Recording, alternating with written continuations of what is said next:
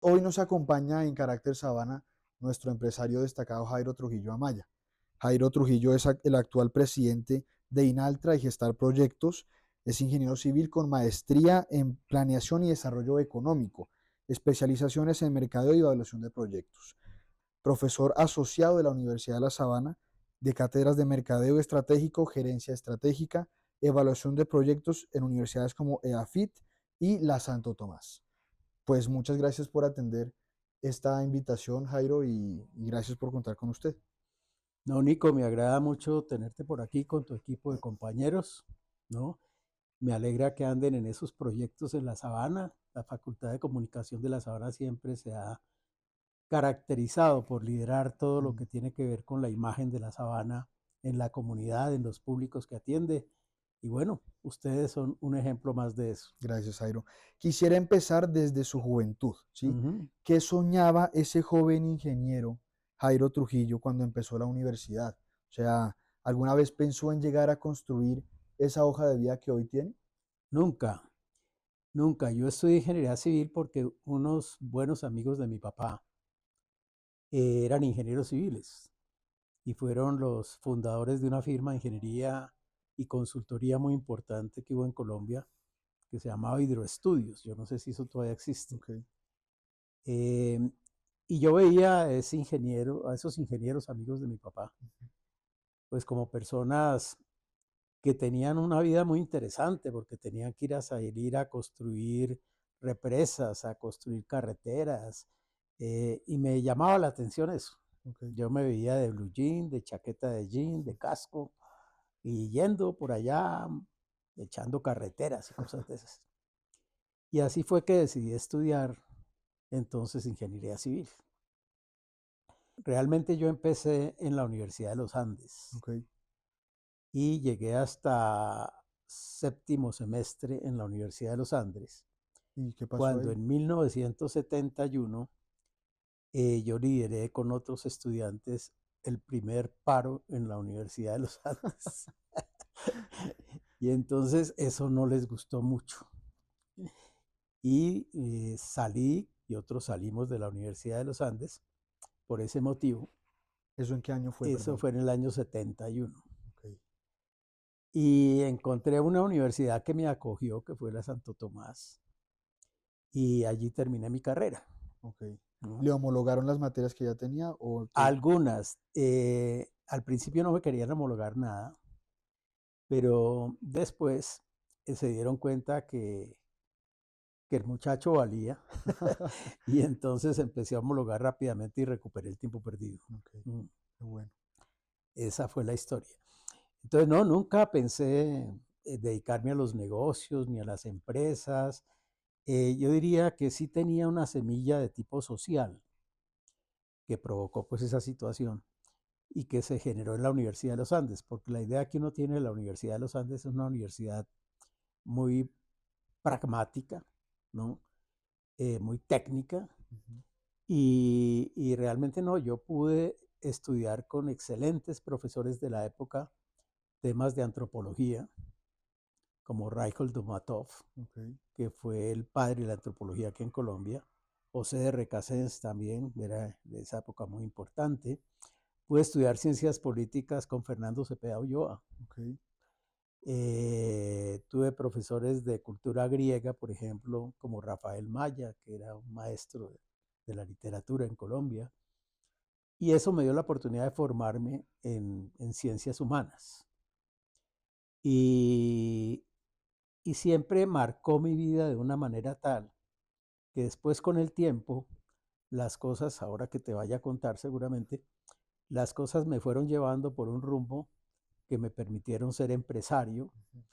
y todos los temas de emprendimiento y de empresarialidad exigen mucho corazón y mucho sentido humano. Ok. Si uno no lo tiene, fracasa. Entonces, ¿dónde quedó, o sea, esa semilla social que usted me dice que tiene desde su juventud fue tal vez en lo que le dio un giro a su carrera profesional para llegar al lado Bastante, empresarial? sí. Cuando yo salí de la Universidad de los Andes, mi padre quedó un poquito frustrado porque él Mm. quería que yo saliera a la Universidad de los Andes. Entonces, pues tomó la mejor decisión de su vida, no siguió financiando. Me dijo, usted tiene aquí casa, tiene techo, pero usted ya verá cómo va a ser de aquí para adelante.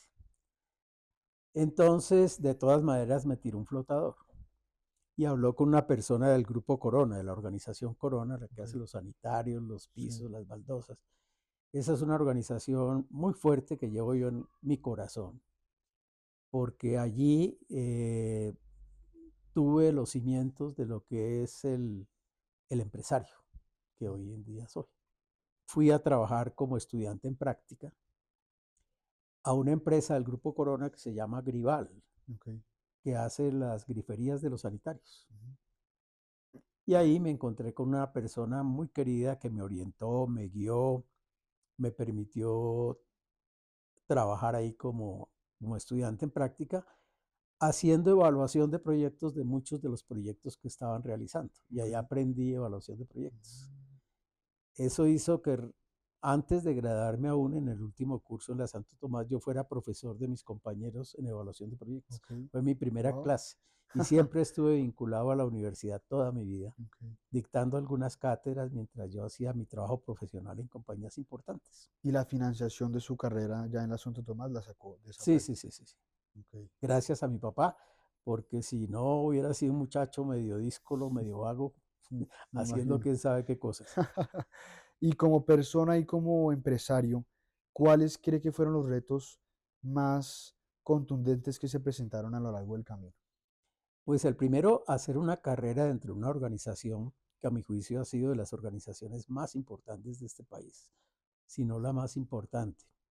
Una organización de muy bajo perfil, Mm, donde sus ejecutivos no se destacan generalmente en la sociedad, donde si yo te pregunto a ti quién es el presidente de la organización Corona, estoy seguro que no sabes. mm, Y la mayoría de los que vean este video no tienen ni idea, ¿ok?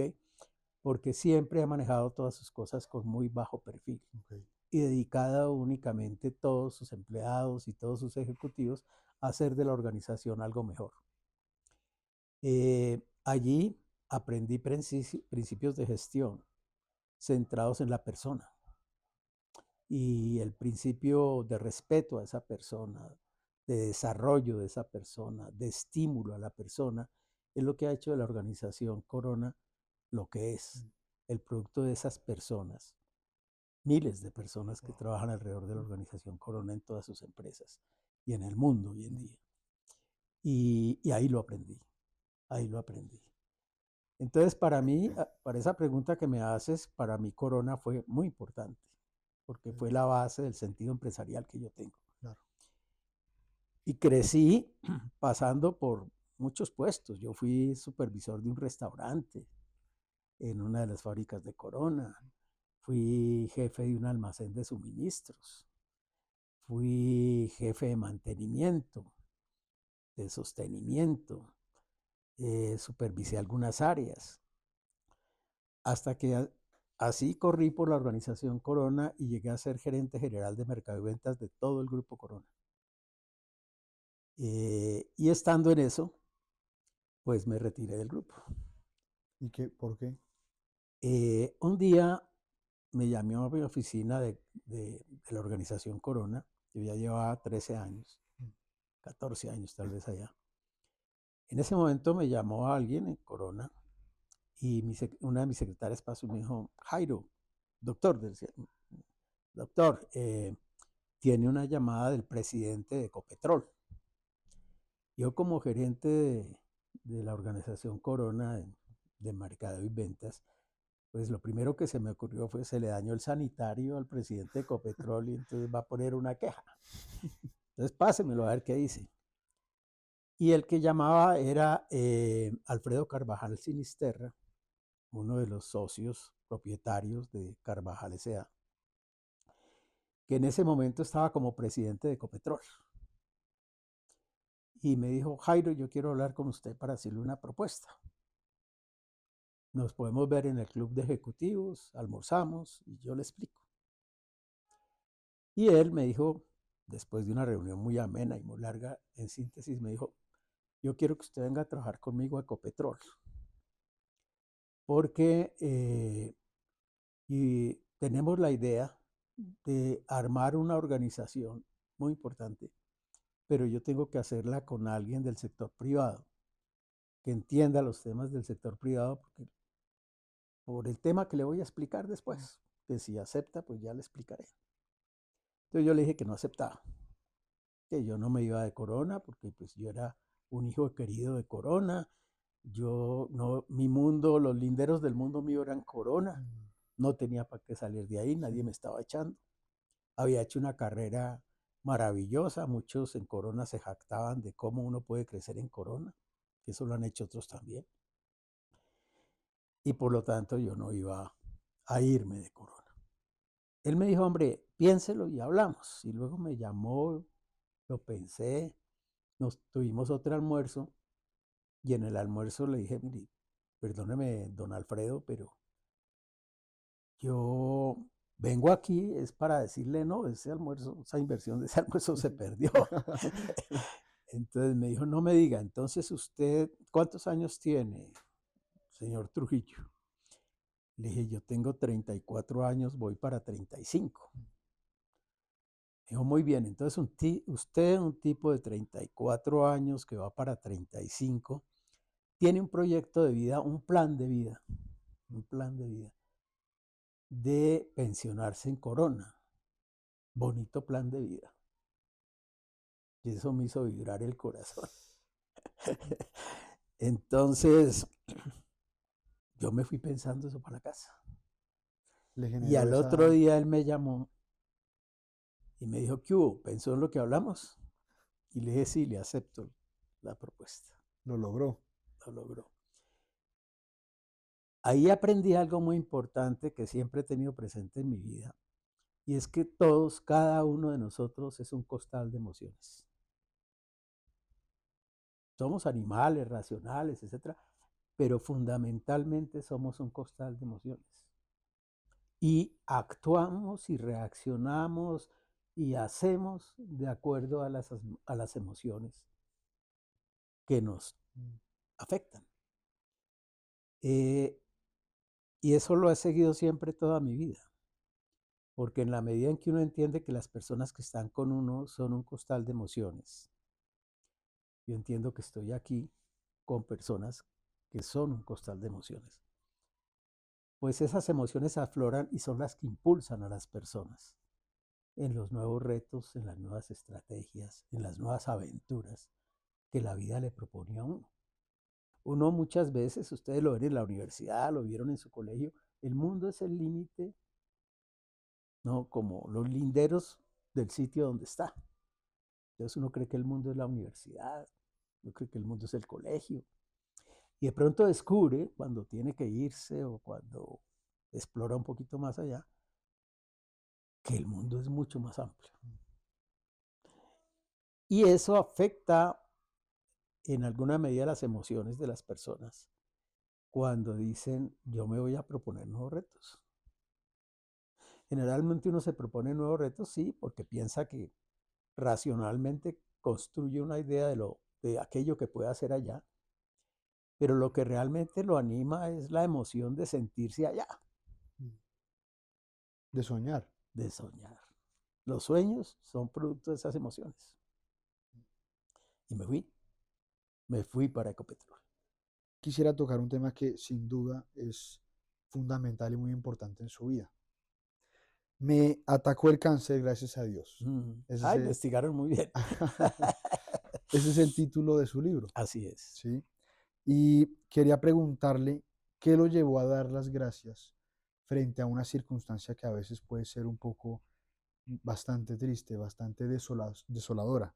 ¿Y qué mensaje cree que este enfoque le puede dar al lector o a quien escuche esta frase? Sí. Mira, eh, recibí una oferta de General Motors, la acepté y me fui como gerente de General Motors para Colombia. Ujú. Me tocó traer un carrito que yo no sé si ustedes se acuerdan de él, el Spring. El Spring era un carro pequeñito y lo trajimos porque había un carro en Colombia que tenía todo el mercado popular de vehículos, que era Renault, el Renault 4. Después de eso pasé a Carvajal, también habría que alargar mucho la reunión para hablar sobre eso, como gerente de Carvajal. Luego ya yo tenía un capital e invertí con un socio cuyo nombre no quiero recordar. eh, Invertí un dinero muy importante, todos mis ahorros, en unas empresas eh, de ganadería, construcción y comerciales de importación y exportación, que no pude atender, las atendía a mi socio porque yo andaba pues siendo gerente y presidente de compañías. Fui a ver cómo estaban mis inversiones y estábamos quebrados. La plata se había perdido, se había dilapidado en negocios mal hechos, habían sacado los dineros de la compañía, la habían dejado quebrada y yo me quebré y quedé en la calle. En la calle quiere decir que quedé sin techo, sin carro, sin finca que tenía, nada, en la calle. Y eso me creó una situación anímica compleja, las emociones nuevamente, Nuevamente el costal de emociones. que me afectaron morfológicamente y yo creo que la depresión que me produjo eso me llevó a un cáncer. Y un buen día me di cuenta que tenía cáncer, fue al médico, me confirmó que tenía cáncer. Y bueno, inicié una etapa muy complicada, sobre todo hace casi 25 años, en que los tratamientos contra el cáncer casi que no existían, sino que el diagnóstico era una declaración de muerte.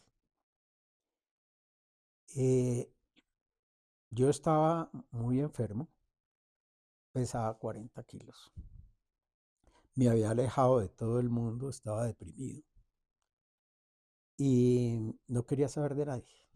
Y un buen día entró una llamada de Álvaro Mendoza, rector de la Universidad de La Sabana, que yo conocía. Hola Jairo, ¿cómo estás? ¿Cómo te ha ido? Con Jorge Yarse, que murió hace poco. Tuvimos oportunidad de charlar, no sé qué. Le dije, mira Álvaro, perdóname, pero estoy quebrado y me estoy muriendo de un cáncer. De manera que no quiero que me llames más. No quiero ver a nadie. El gran tipo santanderiano. Entonces me dijo algo así como, no sea pingo, no cuelgue, venga, se muere en la sabana ya que tiene tantas ganas de morir. Y bueno, y me abrió una oficina para que fuera a la sabana a contarle a los estudiantes como ustedes de la época en la administración de empresas qué es ser un empresario, cómo se hacen empresas y cosas de esas. Y estando allí, yo me fui recuperando poco a poco. Oraba mucho, me encontré con Dios gracias a eso. Uno se encuentra, yo no sé qué hay, pero la mayoría de los que nos encontramos con Dios tenemos esa fortuna gracias a una catástrofe, A una crisis, por a decirlo una así. crisis, pero una crisis grave. Y ahí Dios, que siempre está ahí, como que uno le abre la puerta, porque es que uno le mantiene la puerta cerrada, porque Dios está ahí. Entonces se da uno cuenta que al lado de uno no quedó nadie, sino Dios para ayudarle. Y entonces cuando uno dice, Dios mío, ayúdame. Y Él aparece y ayuda. Yo me fui recuperando y un buen día el médico me dijo, no hay señas de cáncer en su cuerpo. Usted está al otro lado. Y yo me puse a pasear por ese campus lleno de emoción también. Pero con esa pelea que uno a veces tiene con Dios porque las cosas no van como uno quisiera. Mm. Entonces le dije, pero Dios mío, yo ahora tengo salud, pero no tengo plata. ¿Qué voy a hacer? ¿Cómo voy a vivir? Mm. Pues uno tiene su sueldo de profesor, pero la Sabana paga muy bien, pero ese salario de profe no ayuda mucho. Entonces, saliendo del oratorio, salí con la idea de que yo tenía amigos, de que tenía conocimiento y de que tenía experiencia. Y con eso llamé a 3 o 4 amigos y armamos una pequeña empresa de consultoría que se llamó Gestar Proyectos. Entonces, yo iba donde mis amigos, a mis contactos, les ofrecía los servicios de asesoría y dependiendo del tipo de asesoría, me hacía de un buen profe de la Sabana que me ayudara para asesorarlos en los temas álgidos que hubiera que tratar. Y así nació Gestar Proyectos. Y, y entonces, ¿qué mensaje le quisiera dar a esa gente que ve su vida y su caso eh, y que puede estar también viviendo alguna situación similar? No, el mensaje yo se lo daría a todo el mundo, ¿no? Aunque uno, el caso mío y de muchas personas, como yo te decía, la experiencia de un encuentro con Dios se da a través de un trauma grande como ese. Pues es importante que todos recordemos, que ustedes recuerden, tú y tu equipo aquí, que está filmando. Recuerden que Dios está siempre ahí. Dios está siempre ahí. El que no está es uno. Porque en la medida en que el mundo le propone retos grandes a las personas y las personas los van logrando, se cree uno muy potente, con mucho poder, muy poderoso, muy grande. Y se olvida de que hay otro que sí es potente, que sí tiene poder, que es grande, Mm. inmensamente, infinitamente, y lo desconoce, lo desconoce, hasta que llega el momento en que uno se da cuenta que ahí está, ¿no? Y inconscientemente, muchas veces uno todos los días dice, ay Dios mío, eso es porque Él está ahí. Y el inconsciente reconoce que está ahí, pero uno ha generado una conciencia del mundo y de las cosas donde uno es uno y no hay más. Mm. Y eso hace mucho daño, mucho daño. Sí. Bueno, muchas gracias, Jairo. Bueno. Gracias por atender nuestra invitación y esto fue Carácter Sabana.